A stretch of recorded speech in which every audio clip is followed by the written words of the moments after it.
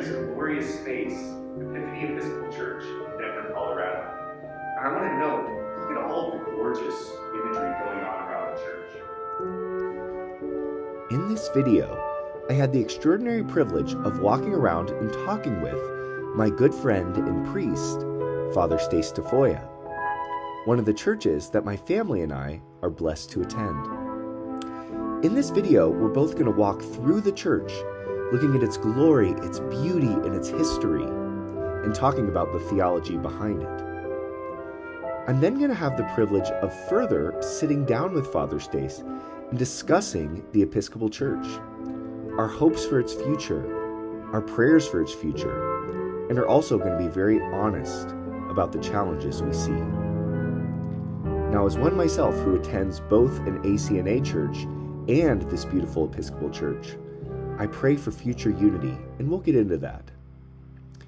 But with that said, I hope that you enjoy this interview, and I pray that you feel the love and peace of God while watching it.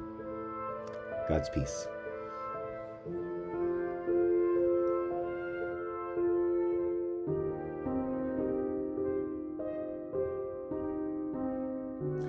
So join us today for a walkthrough of Epiphany Episcopal Church in Denver, Colorado.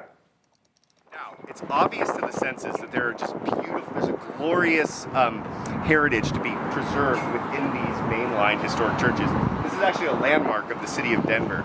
So, with that said, I'm excited for us to get to check it out today and to meet Father Stace.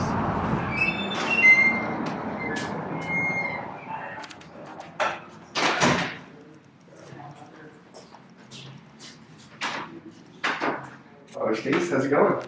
Thanks for taking time to meet me. Absolutely. Excited to get to do our walkthrough. So do you want to explain a little bit about the church to us and just the beauties of what we see within an Episcopal church like this? Sure, you bet.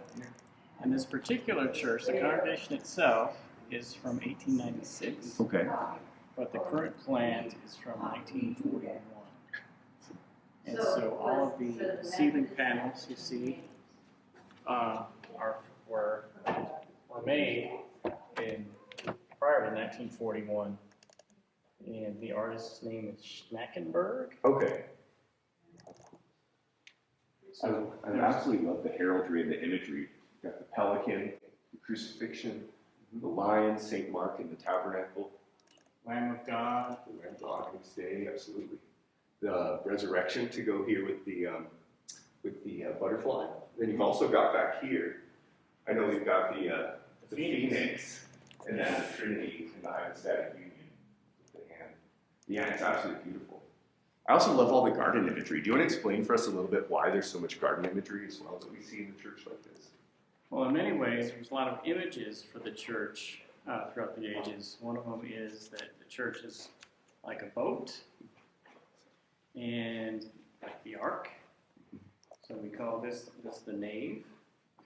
But it beckons back to Eden. So you have your garden images from the Garden of Eden. Yeah, it's profound. I know you and I talk about this a lot, but one really beautiful thing to keep in mind is traditionally churches face to the east, right, which is the new creation. But it seems interesting, right, that traditionally the Ark of the Covenant faces the opposite direction, and you enter from the east as that's the entrance into the garden. Mm-hmm. But churches, interestingly, are flipped exactly, right? And I always love to say it's because in the church, the theology is that we're in the garden, and then we face to the east where Christ ascended, where we receive him substantially in his body and his blood. Beautiful. Which is profound. But yeah, this is so neat. So do you want to explain a little bit here of what's going on here at the high altar, where we've got just kind of the steps, like why do we have the altar rail here, what's going on here, and then the what we see here with the main altar, and then the tabernacle and the crucifix, and then the reredos going on behind here. Yeah, so as I mentioned, this is the nave. This is where the people are and sit. And the altar rail is here to separate the sanctuary from the nave. And so the sanctuary is where we do the holy sacrifice of the Mass, where we do the Eucharist. And it's a sacred place. Yeah. This is where worship takes place. People are worshiping. Yeah. This is where worship takes place. Now, Father Stace, correct me if I'm wrong, this is technically also called the altar, correct? The actual floor area, or is it the choir It's actually called the chancel. It's the chancel. Yes. And then would the floor up where the altar sits be the altar then? And then the chancel leads to the altar specifically? Correct. And I know traditionally in a lot of English churches you'll have the part with the side seats as well, and that would be the choir then, correct? Prior to the chancel and then the high altar. The choir would be based on the monastic style. Okay. I love it. It's absolutely stunning. So, do you want to explain for us a little bit why certain things are covered in purple at this particular season in the church's life? So we're in Lent right now, and so purple is the color of Lent. It's kind of an ironic color of royalty and penitence at the same time. And so we cover many of our images and crucifixes and such to call attention to the penitential season. Mm-hmm. Absolutely. I always love one thing, obviously we attend church here every week. One thing I always love to know is you've got the Triduum going on here, or the Paschal Mystery. You've got the Last Supper, you've got the crucifixion, and then the resurrection. So the Triduum that's going up here is profound. We did that. For those who can We've done see. that on purpose. Yeah. And the altar artwork here is actually, that was done in Italy. Oh, wow. Actually, I didn't know And that. it is Da Vinci's Last Supper, but if you look in the back, you see the Rocky Mountains behind it. I never realized that. Yeah, How cool is that? It's got a lot of images there. That's Good beautiful. imagery. I truly, I never recognized that. That's gorgeous. That's so neat. Do you want to explain for us a little bit why in the English tradition we'll carry on the Western practice of having actual like carved images of saints, again in our reredos or in our behind our high altar? Mm-hmm. Mm-hmm. Well, the English tradition, the Anglican tradition, prides itself on taking on the patrimony of the church. And so in the West, we've always had statues and images, as well as in the East. And so we've maintained that tradition. Yeah, it's beautiful. You and I were looking together at it, but you've got the 12 apostles going on here. It's very profound. You've got from the top left, you've got St. James the Greater, St. Bartholomew, St. Philip, and you've got St. John holding the cup. You've got St. Peter, obviously, with his keys, and then Matthias here holding the Alpha and the Omega book, the one who replaced Judas after the resurrection. Then on the other side, you've got St. Jude, or Thaddeus, who was crucified upside down like Peter was. You've got St. Thomas there, and then St. James the Less. And then on the bottom, you've got St. Matthew, St. Andrew, obviously, with his X-shaped cross, and then St. Simon the Zealot holding the fish. Mm-hmm. But it's quite something. Within the last 5 years, we've had all of these restored. Oh, really? Yeah. That's again also news to me. So they're a little sharper now. I always love pointing this out too. This is more subjective than an objective comment, but I would say it's pretty natural in the English tradition to have these dark oaks as well. Mm-hmm. And like if you go and you see Italian architecture, it's a lot of marble, Venetian architecture, you see a lot of mosaic. But in the English tradition, I always love it's usually dark woods like this that I think it's beautiful, and it provides a very specific English style. Do you see that as well, kind of when you look at this particular church? Yeah, it's beautiful. Mm-hmm. So, Father Stace, of course, in our theology, we see ourselves as truly Catholic. And so I think this gets to the theology. Do you want to explain for our viewers why we have a tabernacle specifically, and then why there's a candle that's always burning in the church itself, or at least usually burning? So the tabernacle carries the reserved sacrament, which means the sacrament that we have consecrated the previous Sunday, and we reserve it for the sick, but it also becomes a devotional tool as well. And so Christ is really present within the tabernacle, and so the sanctuary lamp there on the left indicates that the tabernacle contains the reserved sacrament, hence the presence of Christ among us. Yeah, and I love that. And we'll check out the chapel, I know, later too, but I of course, it's typically burning in the chapel as well. Now, the only time it usually goes out, correct, is on, I guess, would it go out on Good Friday? Or does it stay, it remains burning because It goes out on Good Friday. it goes out on Good Friday, and that's the only day of the year? It actually goes out Holy on Maundy Saturday. Thursday, Yeah, and we take the sacrament into our chapel okay. for Good Friday, and then we bring it back for Friday. But it's the sanctuary lamp remains out until Easter Vigil. Yeah, until the Easter Vigil on Sunday, that's such a beautiful service.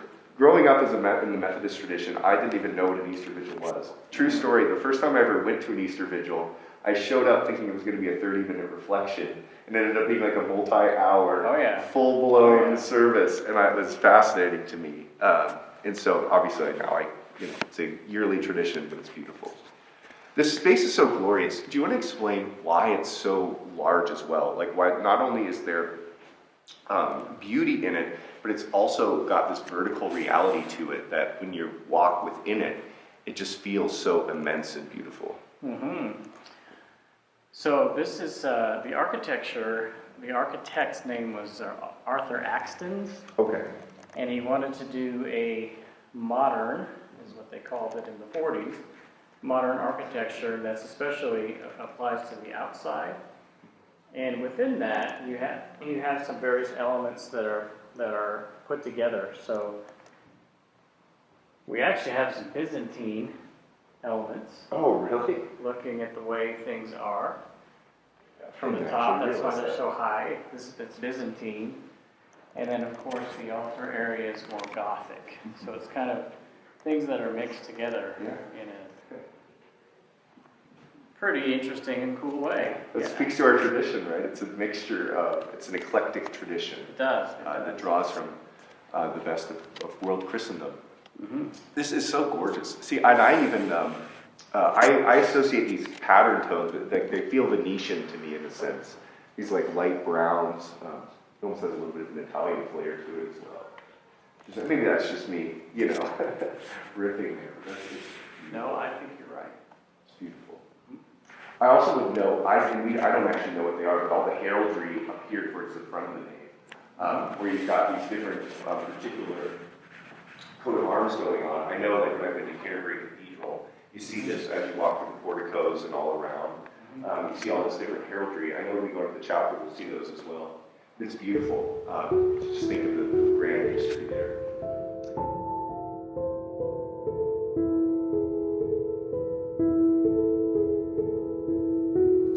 Father Stace, one thing I love about this chapel so much is this baptismal font, which is gorgeous. I just have to point out that it has 8 sides, which traces it to the 8 peoples on Noah's Ark, which is so cool. Now, this is the chapel, and I know you're going to explain for us a little bit about the gorgeous stained glass, and I've been in a lot of chapels in our city, or at least, I shouldn't say a lot, I guess, but around the world. This one is certainly one of the most beautiful I've been in. But I love that this church in particular faced to the east. So there's this notion, again, of what we were talking about before, but this one actually faced to the east with the baptismal font here at the back. Do you want to explain why is the baptismal font at the back as we go to the forwards? Yeah. Do you know anything else about the baptismal font as well? It's the admission to the community of faith. Yeah. And this is a wonderful marble font. It actually goes like this. Oh, it spins. I didn't realize that. Spins and and it's double.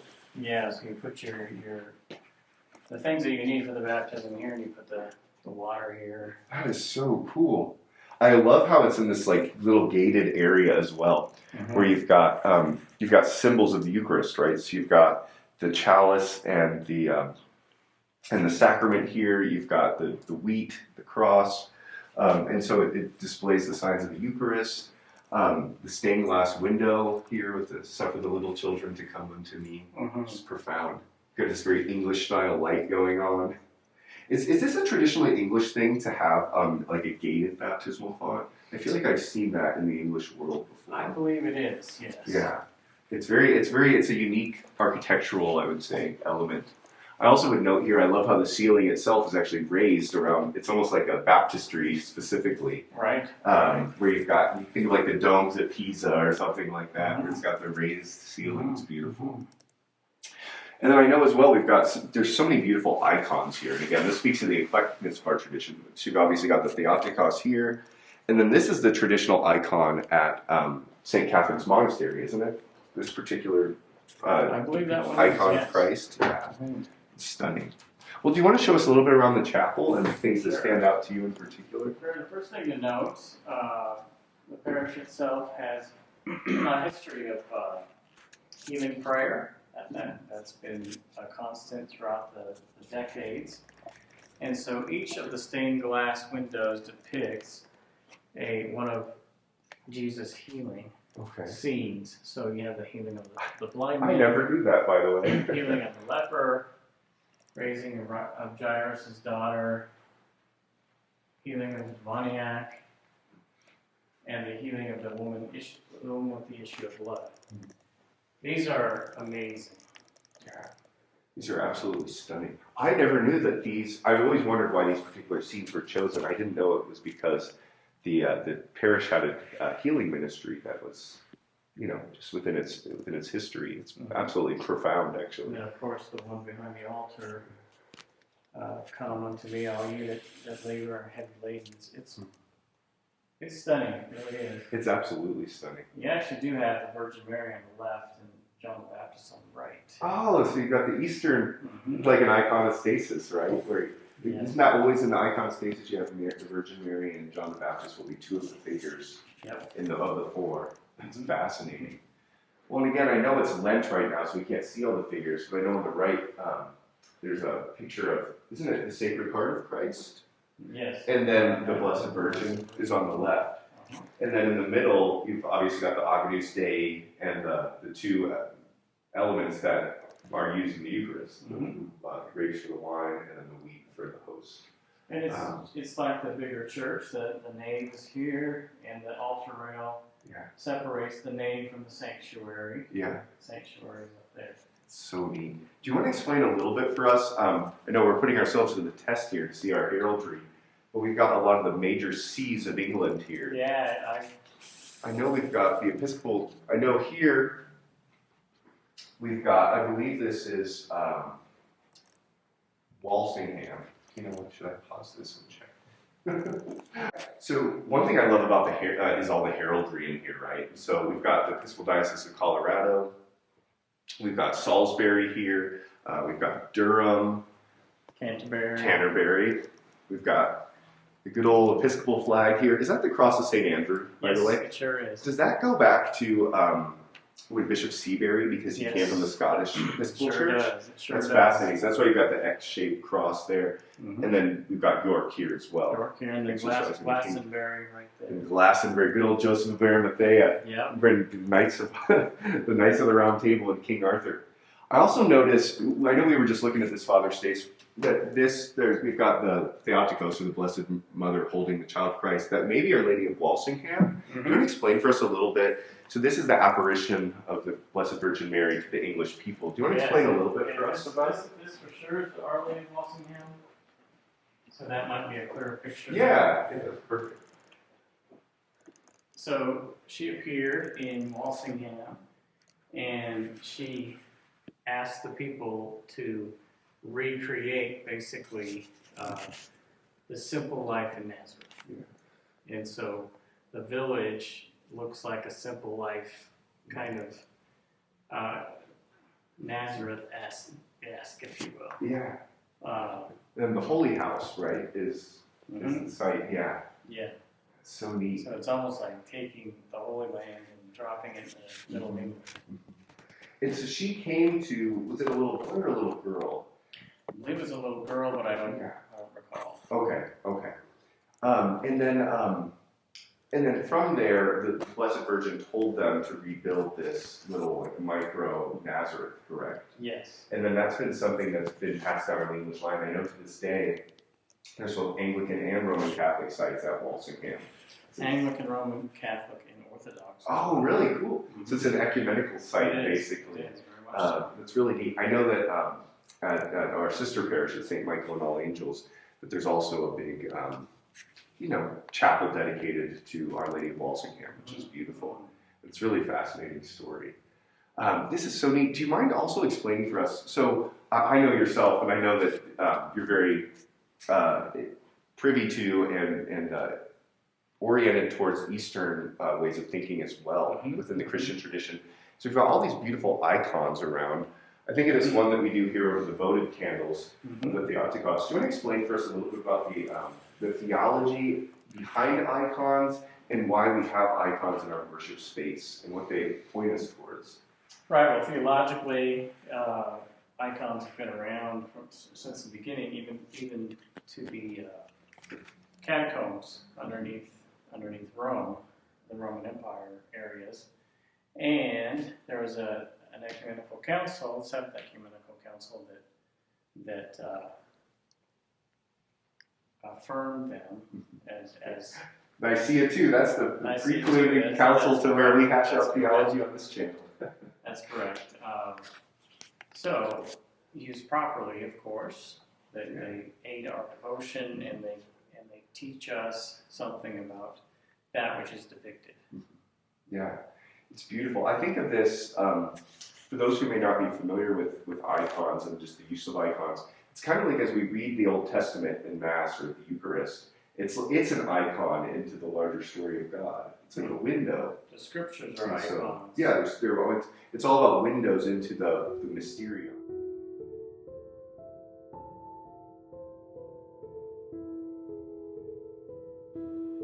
There really is such extraordinary beauty in a historic church like this for the discerning eye to see. Now I sit down in an interview with Father Stace to discuss our hopes for the future of the Episcopal Church and our prayer that orthodoxy would persist within her. I believe, so, sorry, I don't want to say something like that. Father Stace, I'm super excited you were able to walk around the church, and now I'm excited to sit down and talk a little bit about a bit about your story, a bit about the Episcopal Church, both its beautiful things and its challenges. One thing I talk about a lot on this channel is just even the potential for seeing orthodoxy flourish within the mainline churches, something I know you're passionate about as well. And so I thought we could sit down and just, I'd love to hear your reflections on various things. I'll pose certain questions. We can just kind of move forward from there. With that said, would you mind starting with just sharing a little bit about your story within your Christian journey and even how then you came to become a priest within the Episcopal tradition? Sure. So I actually grew up in the Assemblies of God. Okay. And it was a Latin American version of the Assemblies of God. So we were trilingual. Yeah. So Spanish, English, and tongues. Yeah. And of course That's great. I'd never learned Spanish the way I would have liked to, but it was a nice tradition, it really was. I think there's a lot of folks out there deconstructing their evangelical or fundamentalist background, but I never really felt I had to do that. Yeah. I think I was taught the scriptures there. I was taught to love God and to be earnest for His presence, and so I didn't need to deconstruct. Maybe a little bit of recovery time, perhaps, but none of that. And when I was in college, I visited a Catholic retreat center and spent some time with the reserved sacrament. And I didn't know that's what it was. All I knew was that it was a quiet place with a candle and a crucifix, very simple prayer chapel. And it was there that I felt a tug towards whatever it was I was experiencing there. And I was a biblical studies major at Colorado Christian. Yeah. So I had been reading theology, and I probably landed on Calvin for a while. But even Calvin himself went a lot into the Church Fathers and used terminology like sacraments and those kinds of things, and so it piqued my curiosity. And so when I was confronted with a liturgical Christianity, it rocked my world a little bit, and so I had some choices to make. Well, I was a single man, and wanted to get married, and so I sort of crossed the Roman Catholic Church off the list. I was very much interested in Orthodoxy. I still very much revere that tradition, as I do Rome as well. However, I thought, well, there's Anglicanism, there's the Episcopal Church, and they have married priests, and they have some Catholicity that I can investigate. And so I visited Christ Episcopal Church here in Denver, and Christ Church has a charismatic ethos to it, kind of a charism. And so it really fit with what I was, but it was pushing me towards a more liturgical expression of the faith.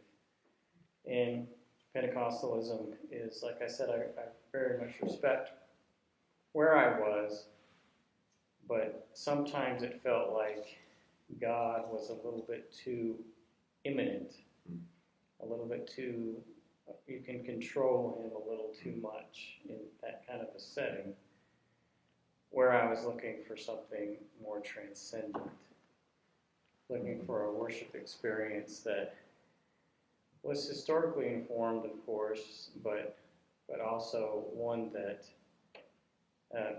helped me to encounter the numinous, the otherness of God. It's fascinating. Yeah.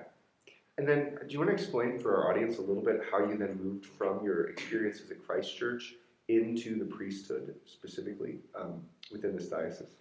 Sure. So I was a biblical studies major and had already felt a call, and I went to Christ Church maybe 3 or 4 years after college, still feeling a call of some kind to ministry, and so I formed a discernment group there and discerned that the priesthood was in my future. And so after the discernment group met for a year or so, then I was sent to seminary in Texas. That's the Episcopal Seminary of the Southwest, and got my MDiv and was ordained in 2000. Yeah. I love that. See, you went the more Catholic route where the diocese sent you to seminary. I went to seminary the Methodist route where I went myself and I'm trying to figure stuff out afterwards. Yeah. I love that, Father Stace. Now, you'll have to forgive me. Actually, I don't know. Did you receive your doctorate after you were ordained in the priesthood then? Correct. Because I know you got a doctorate from... I got my doctorate from Denver Seminary, Doctor of Ministry, and that was more recent, 2020. Yeah. But you continued in the teaching line, correct? By teaching at Colorado Christian. I know we were just talking about that you just recently did a symposium arguing for infant baptism there. Yeah. Do you want to tell us a little bit about that experience? Those were adjunct courses. Yeah. And so over the years, maybe two different stints, I did a worship class, I did New Testament several times. Yeah. And church history a little bit. That's fascinating. Yeah. Do you find yourself still loving that? It's kind of a step outside of parish life, right? Very much so. I love it a lot. And interestingly, it did some crossover because a lot of the students became interested in what we were doing here, and so I had an influx of students for a while. So that was a blast. It's like doing evangelical work out. That's right. Out in the world. It's wonderful. That's wonderful. Right. Well, I always say, of course, in our tradition, would you hold, actually, I don't know that I've specifically talked to you about this notion of a distinction between the essay and the plene essay of the church. That there's this notion of all the baptized, kind of like talked about in Unitatis Redintegratio at Vatican II, where all the baptized participate in the mystery, but then we still always want to call Christians to the fullness of the faith. Mm-hmm. And that's a sense of doing that, why you could find students at a Christian university and still be doing evangelical work in a sense to try and, introduce them to what we would argue are the depths of the historical apostolic faith. Expose them to the Catholic and apostolic worship practice. Yeah. Those things. Yeah. And again, always in respect, but it's, I think that's part of the project of both of our lives. So that's fascinating. I think one reason, Father Stace, my family and I have found such a home here is to To be completely transparent, it's largely because of the connection I feel with yourself, and just you and I think we're very kindred spirits when it comes to theology. And so I've always I look up to you as a real mentor and really respect just your theological method and how you work through things and your learnedness with these things. Actually, this would be a great transition. Would you mind explaining for everyone? I know you've done with me, explained it to me personally, but a little bit about your studies on the Church Father, on the Desert Fathers, and even the concepts of acedia, correct? Wasn't that one of your particular? So that was my doctoral project, and it was addressing the notion of acedia, which is one of the 7 deadly sins. Also, from the Desert Fathers, one of the 8 deadly thoughts, is actually what they call it. And so, a synonym for acedia is sloth, oftentimes, but the better synonym is really despondency, which comes from Evagrius of Pontus. Okay. And that's kind of a spiritual depression. So it's a little more than being lazy. It's having an aversion to the good. So you know what the best thing you need to do with your time is, but you spend time doing something else. So whatever that best thing might be that God is calling us to, acedia is when you're running away from it. So Jonah was very busy in running away, and it was because he had acedia. He didn't want to do what the right thing was. It was easier for him to run in the opposite direction and get swallowed by a fish than it was to obey God. A little more than rebellion. Yes, there is rebellion. Yes, but it's an aversion to the best that God has.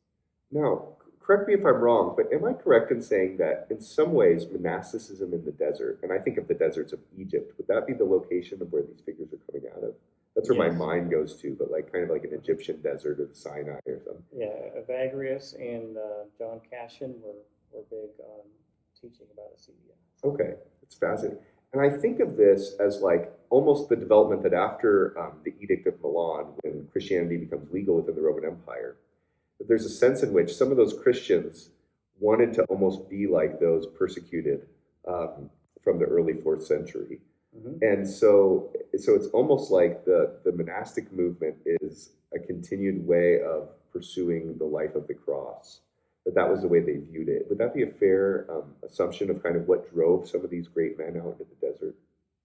Yes, they experienced the laxity and perhaps laziness of the church, and so they wanted to retain those exciting years of persecution, faithfulness, and martyrdom. And did so with their bodies rather than in their spiritual lives, rather than being killed. It's to me it's profound. Again, that's an area of, you are far more learned in that particular category than me and in that historical time period. But I find it fascinating. Whenever I think of the Desert Fathers, I think of like just these great figures of faithful living, and so I'm fascinated by it. Also, in a lot of ways, they were prophetic figures. So everything that the culture was, they were the opposite. Interesting. And if we ever want a prophetic movement, it has to come from a Christian that's willing to do exactly the opposite of what the culture is about. Father Stace, this is a perfect segue into the next question I want to ask you, because obviously for those watching online, there's a traditional viewpoint of what the Episcopal Church is in our modern world and what it looks like. And in this video and in this discussion, we want to talk about both the good things we see within the mainline Episcopal Church and some of the challenges. I want everyone to note that you're saying that as an Episcopal priest, you agree with this notion that we need to be separate from the world. And certainly I know you're a proponent of Orthodoxy and of Catholicity. Do you want to explain for our listeners a little bit, what are some of the things that you love particularly about the Episcopal Church? We'll start there. What are things that you admire about it, that you respect about it, and that you appreciate about it, and that at its best drew you to it? Well, in its best forms, it's a missional church.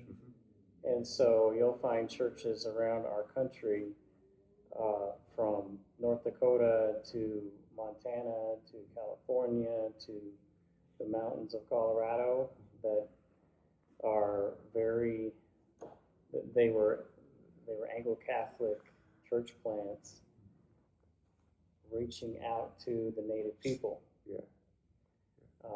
Wisconsin is another place.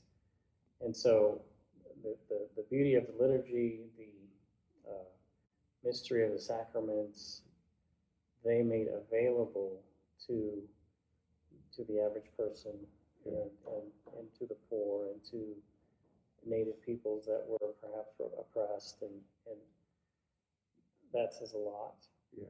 Also, the beauty of the liturgy, it's hard to beat some of the things that we say and do. Christian year, all these things done in well and in order. Yeah. It's beautiful. There's a beauty behind it. When we do it really well, we do it really well. Yeah.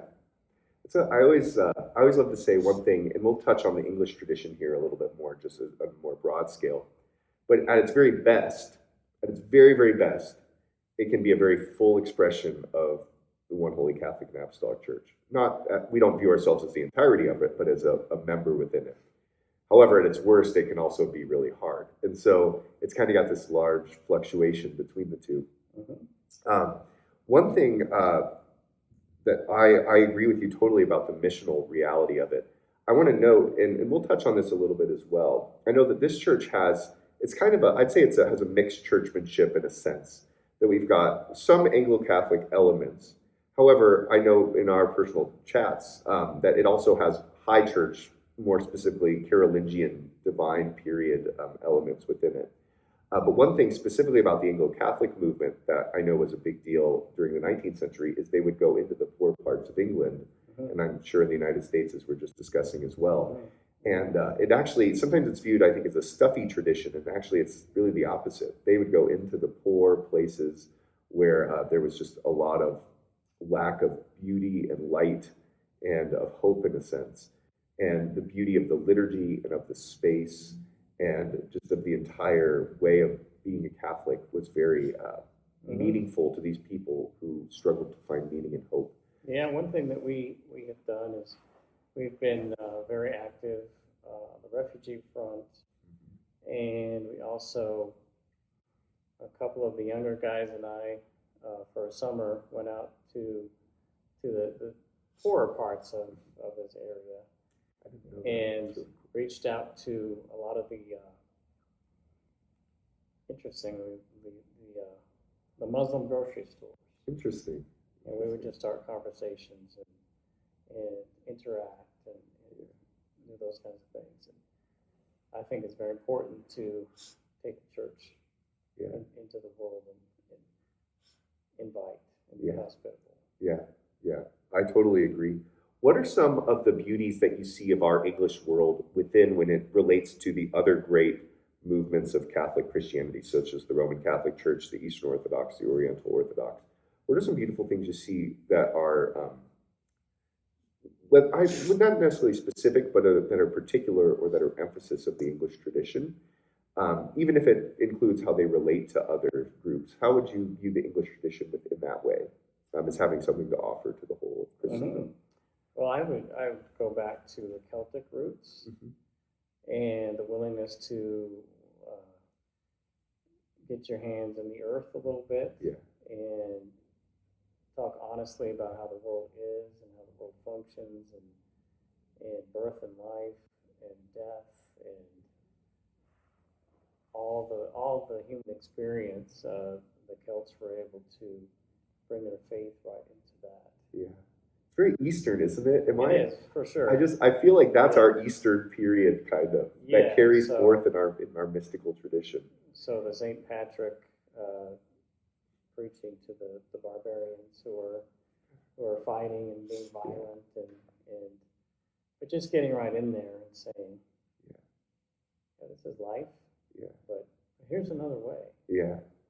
And Patrick, for example, when he did his mission, the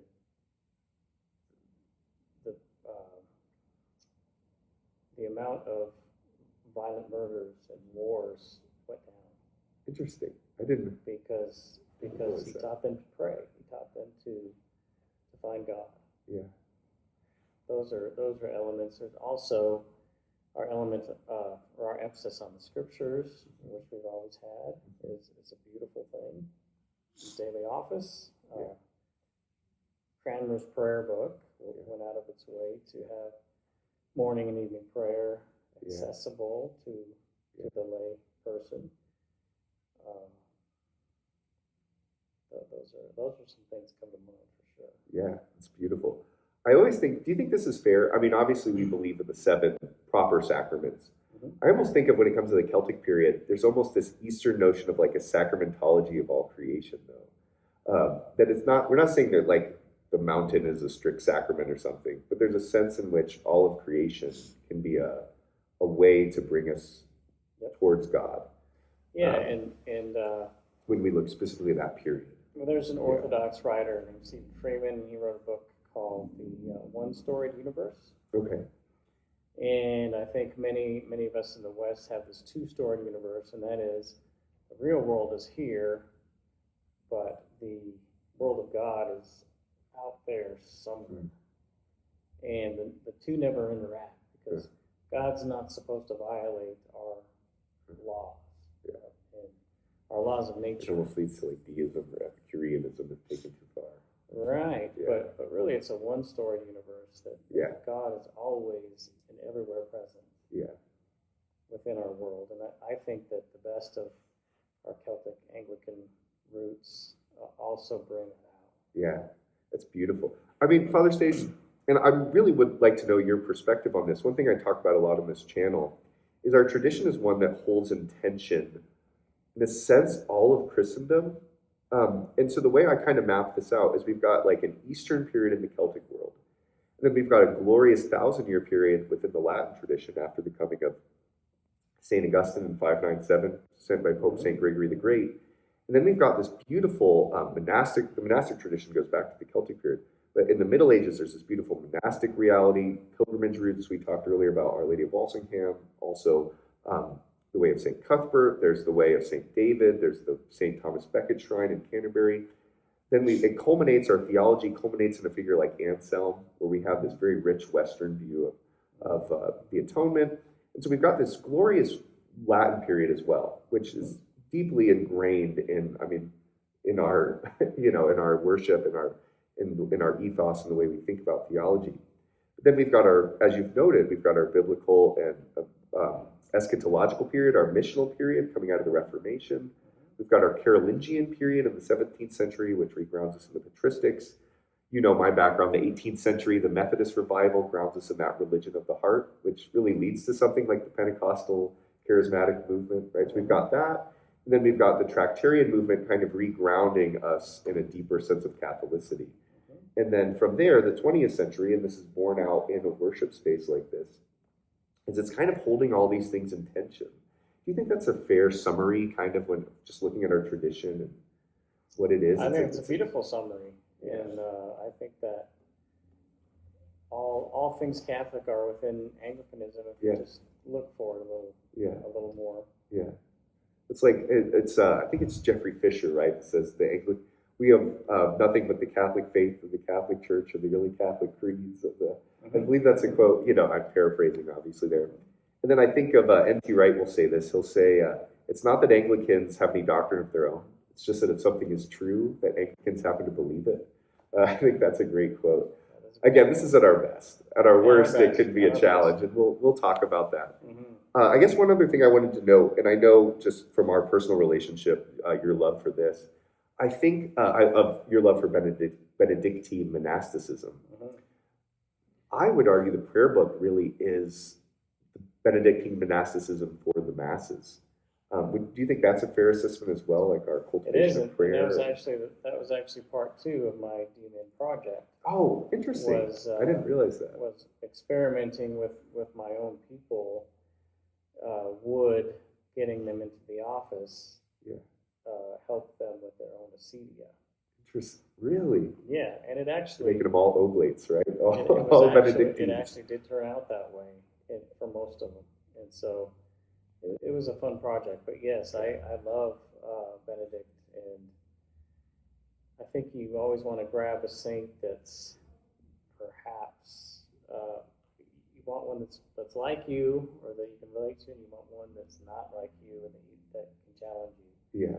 And that's where Benedict is for me. Yeah. That's fascinating. That's Yeah. fascinating. Well, to be honest, I see you. So you have Saint Benedict as your teacher, and I have you as my teacher. So we both got great teachers. Father Stace, one real quick last thing before we move on to. I do think it's important to acknowledge some of the challenges, obviously, because they're apparent to the senses for those that find themselves within a mainline tradition like the Episcopal Church. Before we move on, though, I wanted to we touched a little bit in our walkthrough on the theology of the Eucharist within our tradition. And I mentioned that I personally actually like the categories of Aristotelian metaphysics, and I could even find agreement with Rome there on those points. But I think one thing that I like to talk about a lot on this channel is I like to talk about how all these things we've been saying ultimately do lead up to the post-Vatican II conciliar ecumenical movement. And again, I think this space bears this out. Like there's a time period in England where you wouldn't find all the different elements that we find in our church here, right? It's borne out in tension, whether that's the icons, whether that's the imagery, whether that's the Latin elements. And so I wanted to touch on our theology of the Eucharist. In my view, and I think here I point back to like the Windsor Statement from 1971 of where it says that we agree with Roman substance on the Eucharist. And then I think of the further elucidations of that, like in 1991, certain things were proposed by the Vatican, like, can we say for certain that, like one question they'll present is they'd say like, before the words of anaphora, is what's on the altar bread or is it the body of Christ? And we clarified, before the anaphora, it's bread. And then after the anaphora, what is it? And we stated, that is the body of Christ. And so Rome went, that sounds good to us. And then in 1991, they asked a couple further clarifications, like, can we for sure say that the once-for-all sacrifice of Christ on the cross is represented on the altar? They even asked, if that is the case, can we truly say it's propitiatory? They even asked a question about Eucharistic adoration. And in the Anglican response of 1994, which I actually just saw yesterday, is on the Episcopal, or 2 days ago, I saw that it's on the Episcopal Church's website, or one of their website adjacent places. But I saw that in 1994, we officially responded to that. And some of the ways we responded were by affirmative one, yes, Christ is represented on the altar. Yes, in that sense, it can be propitiatory because the merits of Christ are made present. And that even something like Eucharistic adoration, even though there are different parishes within the Episcopal Church have different viewpoints on this, I myself am comfortable with it. But the point is that what we're affirming, and this is affirmed by the fact that we have a tabernacle, that the presence of Christ remains in substance in the host. Would you say that, what are your thoughts on all of this? Would you say that it's fair to say that there's real, genuine, substantial overlap between our view and Rome's? Or how would you parse out kind of what I just laid out there in your own words? I think, now I remember looking at the Catechism of the Catholic Church, I think they lean on the language of real presence more than they do the transubstantiation language. I don't think that I'm against it per se. I think that it holds merit. I am more comfortable though in using perhaps the Eastern way of describing the Eucharistic experiences as a mystery. Yeah, interesting. As a mystery, and the East would in no way say that it's a symbolic meal. It's the real presence. Yeah. So.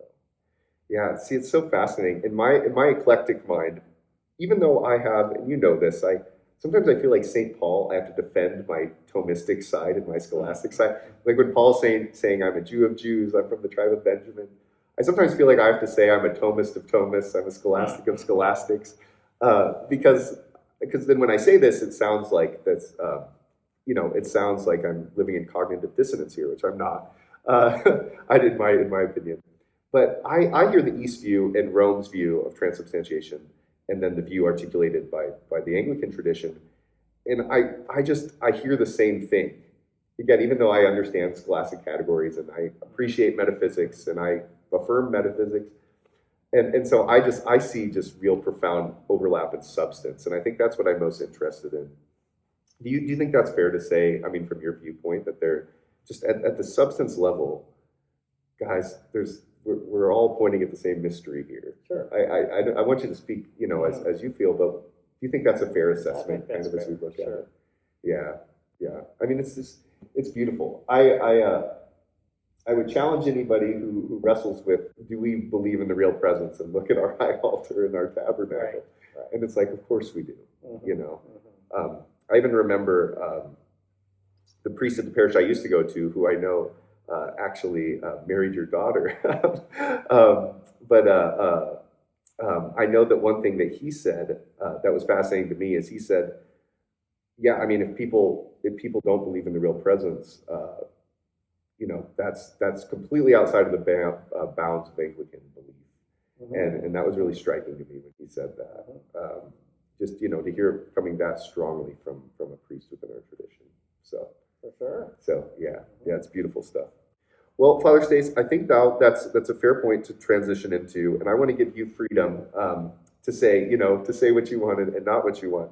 But what are some of the challenges that you see in the Episcopal Church? Because I know this is a question that any young people, or really anybody looking into a mainline Episcopal Church, certainly, and we'll touch on this towards the end, but there's a large online movement, as you know, called Reconquista, which is using that Spanish terminology of like retaking Spain. It's retaking the mainline churches for orthodoxy. And I know you to be a fully, completely, and wholly Orthodox priest. So how do you view, like, what are the challenges that you see within the Episcopal Church? And what are are there potentially ways that we can try to move through that, over the course of long periods of time, whether that even gets accomplished in our lifetime or not? What are your thoughts on just I think there's a DNA that is problematic within our tradition, and that is that we are chaplains. So it goes back to colonization. So you go to a place like Iraq, for example, and hey, this is a really nice place to vacation. So let's build a church for all the British who would like to vacation in Iraq. And then when Iraq goes to hell, what do you do with the church? Now, thankfully, in recent history, Father White went there and made it into a mission. So there's a difference between a mission and a chaplaincy. If you get where I'm going with that. And so when we hit American shores and we found ourselves with a national cathedral, the national cathedral then becomes a chaplaincy to the elite. And how can it not? Because it's in D.C., because it's serving the political world, and so whether they're, regardless of the persuasion, that DNA needs to be challenged and rooted out, if you will. So, because what ends up happening is, depending on cultural movements, either the Republicans evangelize us, which they did, or the Democrats evangelize us, which they are. So we have been evangelized as a national church by the Democratic Party. It's just it's just reality. I'm not making a judgment on either side of the aisle. It's just the reality. And it's because of that mindset that we are chaplains to the culture, rather than we are salt and light, we are a prophetic voice, we are evangelists, we are God's servants first and the culture second. Yeah. So that, I think that kind of encapsulates challenge. Yeah. There's other movements, higher critical methods, way back in the 19th century, latitudinarian before that. Yeah. But that it's that desire to be chaplains to the elite. That's really problematic. Yeah. Well, and I know that that makes total sense to me. And I know that, for those who aren't familiar with mainline Christianity, and as you know, I grew up in the United Methodist Church, and so it's a different mainline body, but it's still kind of got a similar ethos. Mm-hmm. It's oftentimes more of a mixed bag what you get in the various parishes. So you'll have some that are really solid, and others that we would have critiques or just differences from. Mm-hmm. And I find that to be true within the Episcopal Church. There's quite a number of, and this is not to cast judgment on any particular diocese or church, but there are a fair number of churches that I would say are very, very solid, Mm-hmm. Orthodox, and really hold to the fullness of the Catholic faith. And so do you see, what are your thoughts on something like, it doesn't have to only be this movement, but like the Reconquista movement, or just this notion of trying to, see the fullness of what Christianity can be come out in a setting such as this beautiful place, which obviously has so much history and glory and beauty that's worth preserving. I would say in both of our eyes, I don't want to speak specifically, but from what I know of our conversations, there's so much beauty in a space like this and in a history like this. So what do you see as, do you see a potential, obviously there's hope in God, that God can continue working, but how do you see these things kind of playing out as we go into the future? Mm-hmm. Do you have any thoughts on that? I'll answer it in a couple different ways. I think that the Reconquista definitely ought to be commended for the attempt, and it's especially it heartens me that there's young men, especially leading this movement. I think that's important. I think that's effective.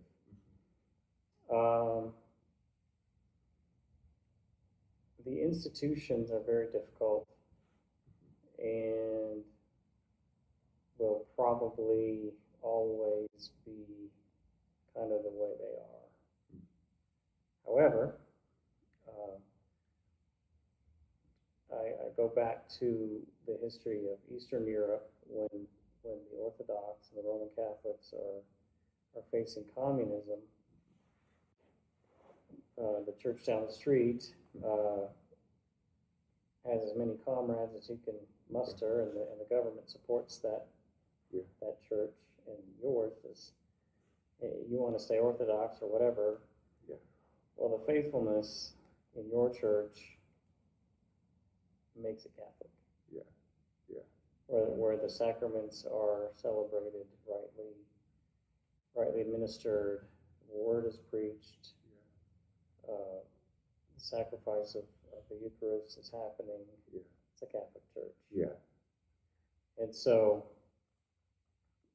I think that's where real and effective change happens is at the local level and at the individual level. I don't have a lot of hope for the institutions until or unless they see themselves as missional, and God first, mission first. Yeah. The rest will take care of itself, and not chaplains of the culture. Yeah. And not worried about the zeitgeist and how do I please the zeitgeist of the day, whatever that happens to be. Yeah. I think that's a really fair and honest answer. I think, my prayer is time can sometimes heal things that seem to be elusive to us today. Mm-hmm. I think of Athanasius too. I know Redeemed Zoomer from Reconquista talks about this a lot, but the Arian controversy in certain parts of the Mediterranean world was pretty serious. And it was probably pretty hard to see a way out then. But there was, I was just telling my son today that the Vatians and the Donatists is the same kind of Yeah, thing. yeah. And they were very, their theology, I think, was mostly correct. Yeah. But that movement lasted a long time too. It's hard. I mean, and you can see this throughout history, right? I mean, the French Revolution. What do you do if there's hard stuff there? There's hard stuff. What if you live during the English Civil War? And I mean, there's. I think what we're seeing right now on a national level is not Marxism versus fascism. I think it's the French Revolution. Bubbling. Maybe we need. Hey, Methodism was meant to occur within the Church of England, and I would argue Methodism saved England from the French Revolution. So maybe that's what we need. We need a principled. I see Methodism as like trying to live the prayer book. So we need a prayer book revival within our lands. Absolutely. Focus on scriptural holiness is the Methodist language. Absolutely. You know, Father Stace, I appreciate you sharing your candor there. And again, all of this is said with respect to those who are we respect the office, and I know obviously, Father Stace, you live as a faithful member within the diocesan structures, and so there's respect to all the leaders involved and respect for the offices. But we want to share, our hopes for how we see things developing over time. I think one other last question with this particular subject I'd like to get your reflections on for today, Father Stace, is, as you know, I attend both this parish. Midweek I attend another Episcopal parish as well. And then in the evenings on Sunday I attend an Anglican Church North America parish. And I know there's, a lot of different feelings on this.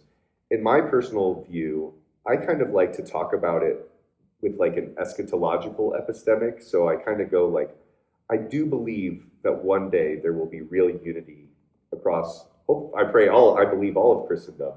In the more immediate future, I think it will be across the Anglican world as well. And I see, if that is true, I can see real ministry and real Catholicity existing in both jurisdictions. Do you have any reflections or thoughts upon that particularly? And I know you're friends with priests in the ACNA, so I don't mean to put you on the spot too much, but I'd be interested in your reflections. Yeah, and on the one hand, it's a sore spot because the separation was very painful, I think, for both sides, and a lot of my friends, especially ones that are my age, a little older, there's still a lot of pain there. However, I see a lot with the younger priests, especially. I think there's a lot more cohesion and I have a lot more in common with them than with, sadly, many in my own Episcopal Church. Yeah. It's kind of like, do you know that image from C.S. Lewis where he'll talk about that Christianity is not like countries touching at the borders, but it's more like a reality that touches at the center. So the center of one jurisdiction is actually closer to the center of another jurisdiction than the fringes of their own. And so there's a sense, and certainly that's true. I mean, again, and I know personally the priest of the other church I go to. I go to both, and I see real Catholic English Christianity going on. And so my prayer is just. And I have a lot of respect for the continuum too. Absolutely. Anglican Catholic Church, the APA, and I have a lot of respect for that as well. Yeah. Well, that's what I think. Again, when I look at this whole landscape, like I think we've got that glorious Eastern Orthodox cathedral is just, less than a mile from here, right? And then not too far from here, you've got, there's another local Roman Catholic parish I've attended Mass at a few times that's gorgeous, just right down the street. You've got the two great cathedrals in downtown Denver. You've got the Basilica of the Immaculate Conception, the Roman Catholic Basilica, and then you've got St. John's Cathedral, which is the Episcopal Cathedral. And I look at all of these, and the jurisdiction and all that becomes complicated. And there's a sense in which I see what you're saying, and this is not to flatten out history. Obviously, there's more than we can work out today. But there's this kind of notion of like that when we look at the grand scope of all these things, it's like what you brought up when you said, if the Catholic Church is present in a parish, then it's present in whole. And that, I would argue that goes to Chalcedon, that where Christ is, where the real Catholic Church is present, it has to be present in whole.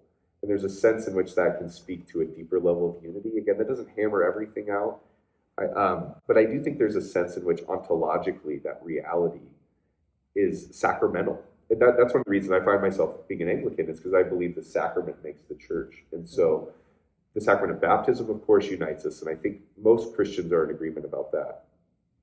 And then even the sacrament of the Eucharist and the one mysterion unites us. And so beyond all these other questions, which we still need to hammer out, I think that that's the core, and that's how I view a lot of this stuff. Do you have any reflections on that as we kind of get close to wrapping this up? But just at this particular point in the discussion.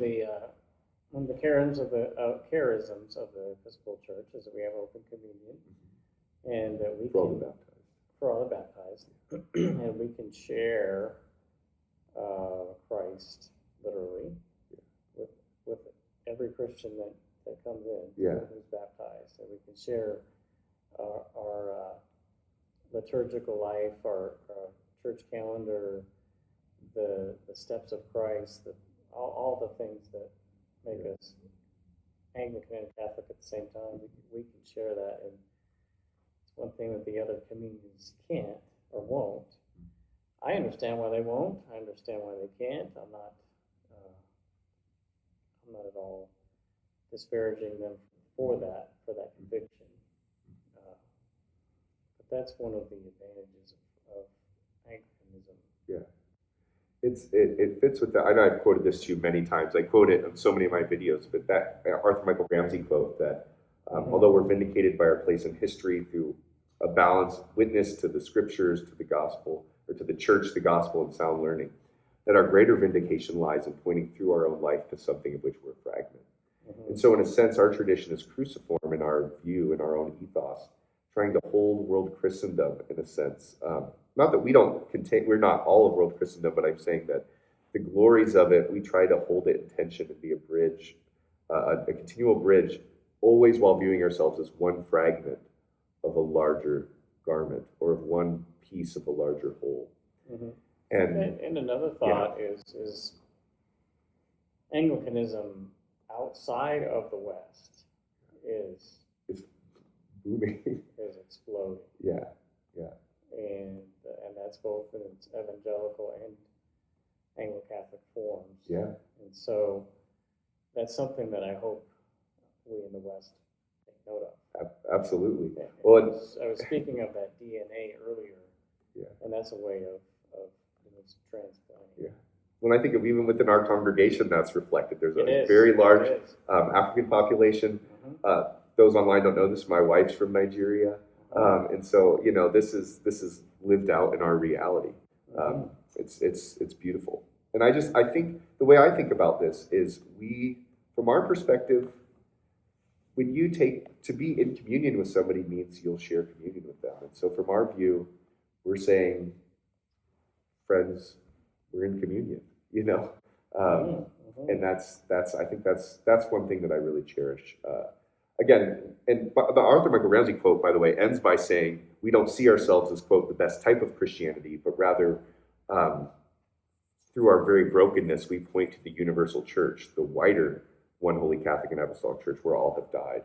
So that's another beautiful thing, is we can also look, in my view, we can look at a Roman Catholic or Eastern Orthodox and affirm them and say, yes, stay there, do ministry, wherever the fullness of the Catholic faith is. And they are our big brothers. Yeah. And when we disagree with them, we do so with fear and trembling. Yeah. For sure. Yeah. Well, there's respect there. And again, my whole project is ecumenism and trying to say there's a lot more overlap than it often appears to be to the average onlooker. And I pray within our lifetime that Pope Leo's quote, "We are one, we already are." This is Pope Leo the 14th, just at Vespers from this year at St. Paul outside the walls. He says, "We are one, we already are. Let us recognize it, experience it, and make it visible." And he's saying this to Anthony Ball, who's the Anglican representative in Rome, and the Ecumenical Patriarch's representative at Vespers. So, well, Father Stace, this has been wonderful. I wanted to close really quickly, as I know you have just a real passion for parish life and for seeing people develop in their spiritual growth.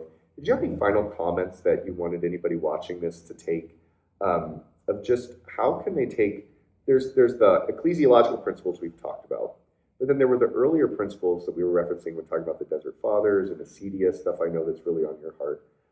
What would be a message that you would, just want to put out, just encouraging people to go deeper in their spiritual life and in their journey towards God and towards koinonia with one another? And whether or not someone is in an evangelical environment or Catholic environment, Orthodox, Anglican, the fathers of the church, the great thinkers, the great prayers, the ones who walk with God, Augustine, Gregory the Great,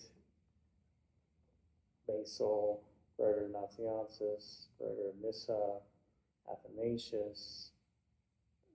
This is all Christian patrimony. We can all drink from that well. Yeah. Beware to the evangelical. If you do drink from that well, you're gonna think a little bit differently, and you might end up where we are. But that patrimony is for all of us. The wells of Christian spiritual life run deep, and they're always available to us. Amen. Well, I think that's a beautiful note to end. Father Stace, thank you for your time. Let me pray for us. Oh, let's do it. Let's do it. I Okay, think that this is sounds from great. from our Easter Vigil, I love it. and I love it's it. one of the best prayers of our prayer book. Right. Let us pray. O God of unchangeable power and eternal light, look favorably on your whole church, that wonderful and sacred mystery. By the effectual working of your providence, carry out in tranquility the plan of salvation. Let the whole world see and know that things which were cast down are being raised up, and things which had grown old are being made new, and all things are being brought to their perfection by him through whom all things were made, your Son, Christ our Lord. Amen. Amen. Father Stace, I can't thank you enough for your time. Thank God bless you. sir. And Yes. this is a man I profoundly respect, and I appreciate you sharing your wisdom with us here today. So, God bless. Thanks for joining us, guys.